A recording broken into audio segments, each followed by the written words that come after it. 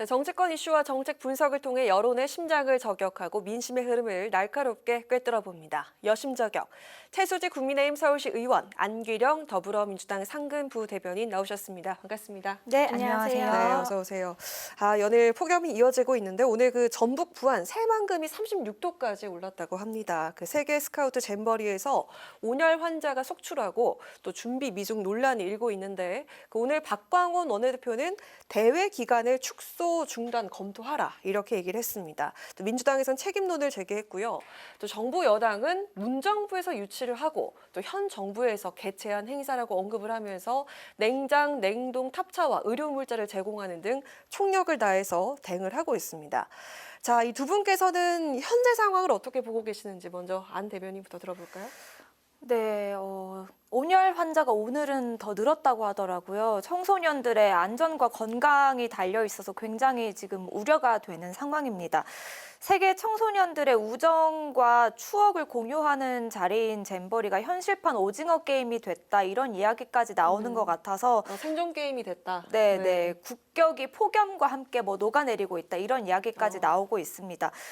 배수가 되지 않는 야영장, 안이 보이는 수영장, 그리고 막힌 화장실, 부패한 음식 이런 것들이 외국인들의 눈에 비치는 한국의 기준이 된 것 같아서 굉장히 안타깝고요. 무엇보다 예견됐고 또 막을 수 있었던 일이라는 것이 가장 큰 문제겠죠. 지난해에 사실 잼버리 예비 행사가 열릴 예정이었는데 열리지 못했습니다. 당시에 민주당 이원택 의원이 폭우, 폭염, 그리고 배수 등의 문제가 우려된다라고 여성가족부 장관에게 건의를 했는데 윤석열 정부가 1년 동안 무엇을 했는지 잘 모르겠어요. 그리고 심지어 지난주에는 이상민 행정안전부 장관이 현장 점검을 갔습니다. 그러면서 가장 안전한 잼버리를 만들겠다고 공언했거든요. 그런데 지금 상황이 어떻습니까? 윤석열 정부의 난맥상이 지금 그대로 드러난 것이라고 보입니다. 네.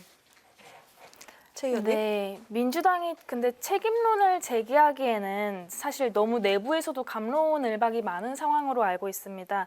한 전북도 의원이요, 이 잼버리는 피서가 아니다, 금이야 오기야 키운 대한민국 청소년이 문제다라고 그 김관영 전북도지사 페이스북 글에다가 댓글을 달면서 조금 논란이 되기도 했잖아요. 이번에 윤석열 대통령 지시로 예비비 69억이 이제 투입 재가가 되었습니다. 네. 문정부에서 말씀하셨다시피 문정부에서 유치한 행사인데 이게 현 정부가 잘못을 하고 있다라면서 책임을 전가하는 것은 조금 저는 지양돼야 되는 게 아닌가라고 생각이 들었고 아무쪼록 무사하게 이 예정된 행사를 마치고 청소년들이 안전하게 귀가할 수 있도록 좀 총력을 다했으면 좋겠다라는 생각이 들었습니다. 네, 여기서 또 그 문정부 얘기가 나옵니다. 네, 책임을 전가하는 것이 아니고요. 지금 책임은 윤석열 정부에 있기 때문에 그렇게 말씀을 드리는 것입니다. 정부가 바뀐 지도 언젠데 아직까지 전 정부 탓을 하는지 모르겠습니다. 그리고 엄밀히 말하면 이 잼버리 유치 운동 자체는 박근혜 정부에서 시작이 됐습니다. 그리고 잼버리 조직위원장이 모두 5명인데요. 이 중에서 3명은 윤석열 정부 인사입니다. 김현숙 여성가족부 장관, 그리고 이상민 행정안전부 장관, 박보균 문화체육관광부 장관 이렇게 3명이죠. 전라북도가 지난해에 이미 김현숙 여성가족부 장관에게 코로나19에 따른 준비 부족 그리고 폭염 등이 우려되니까 대회를 1년 연기하자라고 했는데 정부에서 거절을 했습니다. 그리고 윤석열 정부의 이상민 장관은 아까 말씀드렸듯이 불과 지난주에 현장을 보고도 어떠한 대책도 마련하지 않았죠. 그리고 지금 예산을 투입하기는 했지만 앞서 배수나 침수 같은 문제를 해결하겠다고 약속을 해놓고 예산 투입 계획을 잡지 않은 것은 바로 윤석열 정부의 한덕수 총리입니다.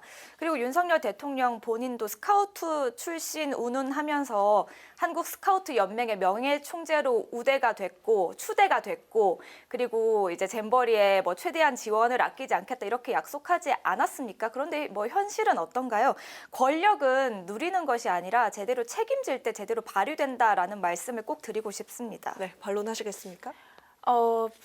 반론이라기보다는 아무쪼록 이게 지금 폭염 온열 질환 환자도 늘어나고 있다고 말씀을 하시고 또 코로나까지 좀 안에서 기승이라고 네, 하더라고요. 안에서 코로나 확진자가 많이 생겼다고 하죠. 네, 감염병 그리고 뭐 각종 안전사고에 조금 이 예비비 69억이 투입된 만큼 냉방과 함께 좀 이런 것들이 함께 보완이 되었으면 좋겠다는 생각은 하고 있었습니다. 네, 다시 짚어보자면 이 잼버리 개최지가 전북 새만금으로 선정이 된 게 6년 전입니다. 그리고 1인당 참가비가 100만 원이 조금 넘을 정도로 그 총 참가비가 430억 원을 웃돕니다. 430억 원. 참 큰 비용인데요. 2천억 원의 공사비가 투입된 것으로 알려지면서 이거 준비가 소홀했던 게 아니냐 그런 지적이 있습니다. 그 많은 돈과 시간을 다 어디에 썼던 걸까요? 끝나면은 좀 확인 과정 같은 게 좀 필요해 보입니다. 네, 살펴봐야 될 문제겠죠. 현재는 이제 세계 청소년들의 안전과 건강이 달려 있는 거기 때문에 최대한 취할 수 있는 조치는 모두 취해야 한다고 생각을 합니다. 뭐 기간 단축도 고려해 볼 문제겠고요. 그리고 앞으로 이제 그런 것들도 살펴보고 보상 문제 같은 것도 벌어질 수 있을 것 같아요. 그때 정부가 적극적으로 나서야 될 거라고 봅니다. 네. 네, 박광호 원내대표가 그 기간을 조금 단축하는 것도 고려를 해야 된다라고 이야기를 했는데 김관영 전북 도지사는 또 그거에 대한 권한은 본인에게 있는 게 아니라 이 잼버리 세계 본부에 있다 이렇게 이야기를 하기도 했더라고요. 좀 난민촌 같다라는 비판을 받을 정도로 거기 있는 학생들이나 모든 참가자들, 뭐 관련자들이 좀 힘들어하는 것으로 알고 있는데 이 사업비 사용에 대한 확인은 당연하게 있어야 된다고 생각을 하고요. 그리고 이 현 정부의 사업비가 잘 못 쓰이고 있다라는 식으로 조금 이게 정쟁화돼 가고 있는 것 같아서 이거는 저도 확실하게 따져보는 게 맞다라고 말씀을 드리고 싶습니다. 네, 앞으로 그 확인 과정이 필요해 보이는 것 같습니다. 자, 어제 또 묻지마 범죄가 발생했습니다. 분당 서현역에서 묻지마 흉기 난동 사건으로 무고한 시민이 피해를 입었습니다. 오늘도 살인을 예고하는 글이 올라와서 해당 역에서 기동대가 배치가 되어 있는데요. 당정은 묻지마 흉기 난동에 가석방 없는 종신형 도입을 검토하기로 했습니다. 이 묻지마 살인에 대해선 가중 처벌해야 한다는 의견과 또 사전에 차단할 수 있는 제도 마련이 더 시급하다는 주장이 있는데요. 자, 두 분께서 어떤 입장 갖고 계신지 먼저 최 의원부터 들어볼까요? 일단 이런 묻지마, 무차별적인 불특정 다수를 향한 이런 사건은 저는 테러로 규정을 해야 한다라고 생각을 하고요. 어떻게 이런 사건들이 일어났는지 조금 믿을 수가 없더라고요. 그 저번에 신림역부터 해가지고 네. 서현역 그리고 오늘 강남 이런 것들이 연이어져 좀 일어나고 있는데 일단은 피해자들이 좀 빠르게 쾌유할 수 있도록 바란다는 말씀 먼저 드립니다. 일단은 저는 처벌 강화가 우선시 되어야 묻지마식, 무차별식 이런 테러가 없을 것이다 라고 생각을 했습니다. 그래서 저희 국민의힘에서는 이렇게 국민 일상조차가 좀 불안전해지는 이런 일상을 위협하는 묻지마 테러에 대해서 가석방 없는 종신형을 네. 논의하고 있고요. 그리고 지금 경찰 치안 업무 같은 경우도 강화를 하는 방안을 생각하고 있습니다.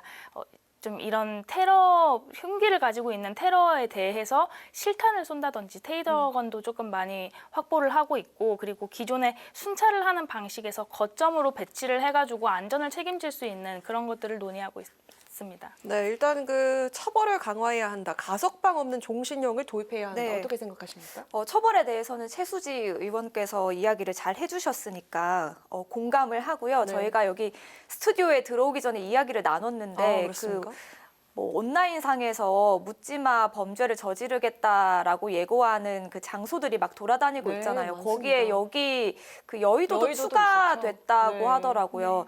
그리고 뉴스를 보면 그 흉기를 든 사람을 길거리에서 갑자기 만났을 때 어떻게 해야 되나 뭐 이런 방법을 알려주기도 하고요. 방검복이 불티나게 팔리고 있다고 하더라고요. 네, 저희가 언제부터 이런 세상에 살고 있었나 좀 씁쓸하기도 하고 걱정도 되고 좀 여러 가지 복합적인 감정이 들었습니다. 처벌과 관련해서는 좀 전에 이야기를 잘 해주셨고 근본적인 원인을 찾아내고 범죄를 사전에 차단하는 것도 굉장히 중요하다라고 생각이 듭니다. 가중 처벌뿐 아니라 앞으로 이런 일이 벌어났을 때 예외 없이 엄정 처벌하겠다는 선언이 먼저 이루어져야 될 것 같고요. 그리고 묻지마 범죄 같은 경우에는 경찰의 순찰 강화 이런 통상적인 방법으로는 예방을 하는데 한계가 있기 때문에 이렇게 범죄가 발생할 때마다 건건이 즉흥적으로 대응하는 것에서 좀 나아가서 이런 사건들을 면밀히 분석해서 조금 더 종합적이고 구체적인 대책을 강구해야 될 시기가 오지 않았나 싶습니다. 네. 자, 이제 정치 현안에서 정책 토론으로 가보도록 하겠습니다. 정부가 결혼하는 부부에게 최대 3억 원까지 증여세를 공제하는 세법 개정을 추진하면서 갑로들박이 이어지고 있는데요. 이 물가 상승을 반영한 합리적인 정책이란 주장이 있는 반면에 여유가 있는 일부 가구만 혜택을 받을 것이다. 이런 우려의 목소리가 나옵니다. 자, 최 의원님, 우선 올해 그 세법 개정안을 통해 발표된 결혼 자금과 관련한 증여세 공제 구체적으로 어떤 내용입니까? 네, 일단 이번 세법 개정안 내용은요, 혼인신고 전후로 각 2년 내에 부모 등 직계 존속으로부터 좀 재산 증여받는 경우에 기본 10년 동안 5천만 원이 세액이 공제가 되지 않습니까? 거기에 추가로 더해서 1억을 더 증여할 때 공제를 받을 수 있는 것입니다. 신랑 신부 모두 과거 10년 동안에 이 5천만 원의 증여를 받은 게 없다면은 최대 3억까지도 가능한 건데요. 네, 5천에 1억을 더해서 각각 1억 5천씩 총 3억이다. 네, 맞습니다. 요즘 M포 세대 결혼이나 출산을 포기하는 청년들이 많이 늘어나고 있습니다. 그래서 이 결혼 관련 경제적 부담을 조금 줄여주겠다라는 취지로 이해를 하시면 될 것 같고요. 또 결혼이나 이 기틀 마련을 하는데 비용이 너무 막대하게 들어가기 때문에 이런 부담을 줄여주면 혼인 인구가 늘어나고 또 자연스레 출산율 증가로 이렇게 이어질 수 있지 않을까 예상하고 있습니다. 그 물가 상승을 좀 감안하면 적당한 수치 아닌가라는 생각도 드는 게 결혼 자금에 대한 그 증여세 공제 한도가 2014년부터 5천만 원이었습니다. 약 그 9년간 소비자 물가 지수가 18%가량 높아졌거든요. 어떻게 생각하십니까? 자녀가 결혼을 할 때 부모가 형편이 되는 대로 사정이 되는 대로 좀 많이 지원을 해주려고 하는 우리 사회의 정서를 고려를 하더라도 그래도 그 모든 가정의 사정이 천차만별이지 않습니까? 그런데 추가로 1억 원이라는 금액에 대해서 추가로 증여세를 면제해 주는 것에 대해서는 반감이 나올 수밖에 없다고 생각이 듭니다. 자녀가 결혼을 할 때 1억 5천만 원을 그냥 지원해 줄 수 있는 부모가 과연 몇이나 될까 하는 의문이 들거든요. 그렇기 때문에 인생의 새로운 출발점에 있어서도 차별이 있는 거 아니냐, 부자들의 세금을 깎아주려는 의도 아니냐 이런 이야기가 나오고 있습니다. 그리고 생각을 해보면 이런다고 해서 과연 결혼을 많이 할까요? 저는 거기에 대해서도 좀 의문이 들더라고요. 증여를 못해서 사람들이 결혼을 안 하는 것은 아니다라는 생각이 듭니다. 그러니까 부자 감세이자 부의 대물림 확대 방안으로밖에 오해를 받을 수 없을 것 같고 결혼 장려를 명분으로 해서 증여세 제도를 개편하려는 움직임이 아닌가라는 생각도 듭니다. 네, 그 결혼 장려 대책에 대한 이야기는 잠시 후에 하도록 하고요. 자, 다시 최 의원께 여쭙겠습니다. 실제로 그 총 3억 원을 증여할 수 있는 집안이 얼마나 될까 그런 생각이 드는데 그렇다 보니까 그 금수저 집안의 부의 대물림 아니냐라는 이야기가 나오고 있습니다. 물려줄 재산이 없는 부모를 둔 이들은 상대적으로 박탈감을 느낄 수 있지 않을까요? 네. 그런데 2023년 기준으로 결혼 비용은 신혼집을 마련하는 것, 또 혼수 비용 이런 것들을 총 합치면은 3억 3천만 원 정도 소요된다는 통계가 있습니다. 3억 원이 넘네요. 네. 그리고 이 세법 개정안은 최대 3억이 지원이 가능하다는 선을 만들어 준 거고요. 이 개인으로 보면 1억이라는 자금에 대해서 추가로 증여세를 면제하려는 것입니다.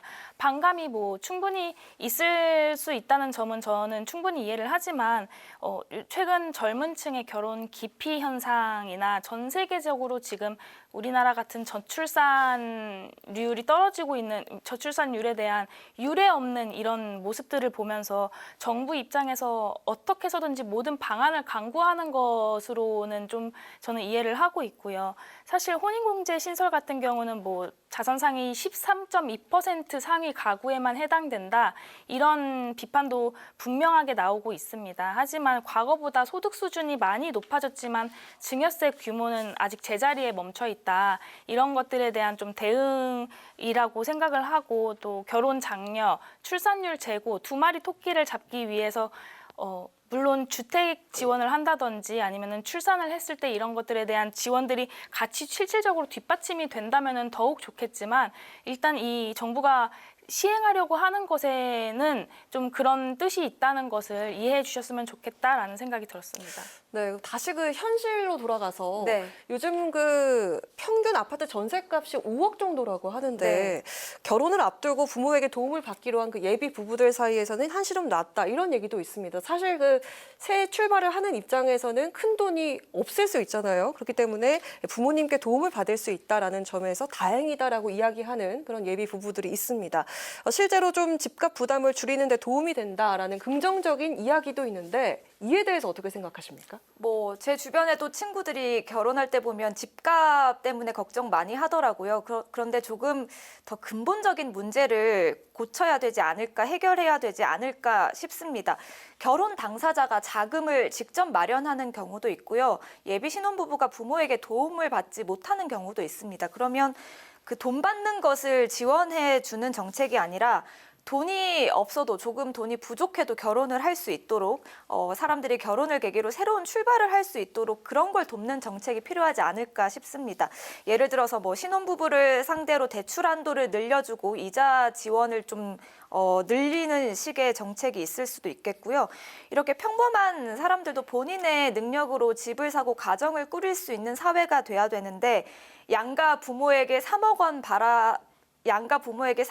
받아서 결혼하라라는 식의 정책은 좀 실망스럽다라는 말씀을 드리겠고요. 아까 저출산 이야기가 나와서 그런데 사실 뭐 한부모, 미혼모 가정 같은 다양한 가족 관계를 포용하는 정책이 필요할 것 같습니다. 지금처럼 결혼이 아니라 출산이나 양육 등을 조건으로 혜택을 준다라고 하면 저출산 대책이라는 명분에 더 맞을 것 같고요. 그렇기 때문에 현재 정부가 아는 이 직접적인 효과를 내는 저출산이나 결혼 장려 대책이라고는 볼 수 없고 오히려 아까 말씀드렸듯이 부의 대물림을 부추기는 부작용이 더 클 거라고 생각합니다. 네, 이렇게 그 대변인께서 말씀하신 것처럼 일각에서는 돈 받는 걸 지원해주는 그런 정책이 아니라 오히려 돈이 없는 청년들이 결혼을 계기로 새롭게 출발할 수 있도록 초장기 주택담보대출 상품을 늘리거나 그 신혼부부 대출 한도를 좀 늘려줘야 한다. 이런 식으로 결혼을 장려해야 한다는 목소리도 있거든요. 이게 더 우선시 돼야 한다라는 그런 생각에 대해서 어떻게 보십니까? 일단 안기령 부대변인께서 아까 말씀하셨는데 부자감세라는 비판도 존재하지만 이게 사실은 적은 세수 감소를 가지고 적은 세수 감소 효과를 가지고 사회적인 문제 이제 해결하고 정부 예산도 사실은 많이 들어가지 않는 방법 중에 하나라고 저는 생각을 하거든요. 정부 예산이 많이 투입되지 않아서 네. 효과적이다. 네. 다만 이 결혼 자금을 마련하는 과정에서 이 세수 혜택을 못 받는 그러니까 결혼을 준비하시는 분들도 계실 거 아닙니까? 그런 혼인 대상자들을 위해서 조금 더 적극적인 대안도 같이 함께 가야 한다라고 생각을 하고요. 앞서 말씀드렸다시피 이런 뭐 주택이나 양육, 출산 쪽으로 조금 더 지원이 같이 함께 되면은 좋을 것 같다라는 생각은 저도 동의를 합니다. 하지만 역대 정부가 합쳐서 2006년 이후로 16년 동안 이 저출산 대책 관련해 가지고 약 200조 원이 투입됐다고 합니다. 근데 이렇게 막대한 예산을 쏟아부었음에도 불구하고 이 결혼율이나 출산율이 최저로 지금 악화율로 떨어지고 있거든요. 네. 그래서 이 밑빠진 독에 물 붓기식 지원이 효과가 없다는 것이 이제 조금 나타나니까 좀 이런 방법도 함께 강구해 볼 수 있는 게 아닌가라는 생각의 일환으로 이번 대책이 조금 나온 것 같습니다. 네, 오히려 이렇게 세제 혜택을 주는 것이 효과적이고 아까 말씀하셨던 그런 대안은 밑빠진 독에 물 붓기가 아닐까라고 말씀하셨는데요. 뭐 글쎄요. 사실 뭐 민주당 안에서도 여러 가지 이야기가 있기는 합니다. 뭐 세제 혜택을 어느 정도 줘야 될 것이냐 이런 여러 가지 수치에 대한 이야기도 여러 가지 나오고 있고 하기 때문에 뭐 아직 조금 더 고민을 해봐야 될 지점이 아닌가 싶습니다. 네, 내년 서민층에 돌아가는 세제 혜택이요. 6,300억 원이고 이 중에 5,300억 원이 출산과 양육을 위한 자녀 장려금 확대에 투입이 됩니다. 직접적인 징수는 없지만 세정 지원이 한쪽으로 몰리면서 같이 세금을 내는 미혼들은 사실상 이거 싱글세를 부과하는 게 아니냐 이렇게 불만을 제기하고 있습니다. 결혼과 출산 장려 의도는 좋지만 현재 그 1인 가구와 비혼이 증가하는 상황에서 이 싱글세 논란에 대해서 어떻게 생각하시는지 들어보겠습니다.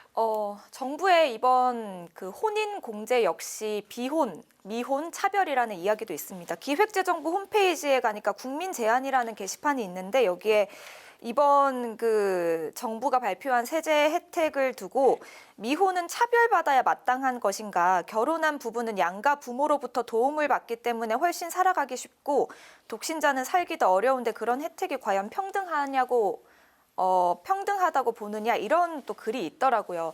이미 우리나라에서 많은 사람들이 혼자 늙어가는 삶을 선택하고 있습니다. 하지만 주변에 또 보면 뭐 싱글이라고 하면 비정상이라고 보거나 비주류라고 보는 인식이 여전히 많은 것 같아요. 그리고 각종 제도나 정책에서도 싱글들이 배제되어 있는 것 같고요. 실제로도 싱글들은 아파트 청약이나 공공임대주택 입주에서도 불리한 점이 사실이죠. 네. 그렇기 때문에 앞으로 우리 사회에서 이 복지의 기본 단위를 가족에서 개인으로 바꿔가야 된다. 그런 논의가 좀 시작돼야 된다라는 의견이 많이 있는 것 같습니다. 복지의 기본 단위를 바꿔야 한다. 어떻게 생각하십니까? 저도 사실은 이걸 보면서 결혼은 개인의 선택이잖아요. 네. 근데 정부가 뭔가 이거를 간접적으로 강제하는 것 같은 모습으로 보일 수도 있겠다라는 생각이 들었고 1인 가구를 오히려 역차별한다는 비판이 많이 나오고 있습니다. 뭐 인적 공제나 부양 가족을 가점을 하는 데서 뭐 역차별을 받고 또 사회 서비스에서 많이 배제가 된다 이런 논란들이 있는데 사실 예상보다 이 혼인공제 신설에 대해서 대국민적인 찬성 수치가 높더라고요. 그렇습니까? 네, 싱글세보다는 이 저출산이 실제로 경제 문제 해결에 조금 더 도움이 된다는 데에 아마 대국민적으로 생각을 하는 것이 아닌가라고 생각이 들었고 그거에 무게 중심을 보고 가는 개정안이 되지 않을까 생각이 들었습니다. 네, 자 오늘 여기까지 들어볼까 하는데요. 이 저출산 대책이 중요한 것처럼 다양한 형태의 가구를 위한 균형 잡힌 세법 개정 논의도 필요해 보입니다. 지금까지 최수지 국민의힘 서울시 의원, 안기령 더불어민주당 상근부대변인과 함께한 여심저격이었습니다. 두 분 고맙습니다.